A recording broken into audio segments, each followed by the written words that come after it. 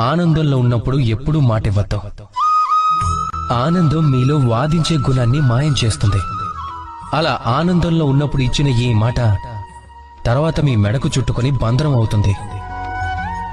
ఎప్పుడూ కోపంలో సమాధానం ఇవ్వద్దు. కోపం మీ యొక్క వివేకాన్ని తినేస్తుంది. భవిష్యత్తు గురించి ఆలోచనని నాశనం చేస్తుంది. కేవలం కొద్ది నిమిషాల పాటు కలిగే ఈ కోపంలో, ఆ కోపంలో ఇచ్చే సమాధానం తరువాత జీవితం మొత్తానికి ప్రశ్నగా మిగిలిపోతుంది. దుఃఖంలో ఉండగా ఎప్పుడూ ఏ నిర్ణయం తీసుకోవద్దు. దుఃఖం మీ యొక్క ఆలోచన శక్తి, అర్థం చేసుకునే శక్తిని నశింపచేస్తుంది. అలా దుఃఖంలో మీ మనసు తీసుకునే నిర్ణయం ఎప్పుడూ దుఃఖాన్నే మిగిలిస్తుంది. సరిగ్గా చెప్పాలంటే మాట, సమాధానం, నిర్ణయం ఎప్పుడైనా సరే జీవితంలో ఆలోచించి ఇవ్వాలి, అలాగే తీసుకోవాలి.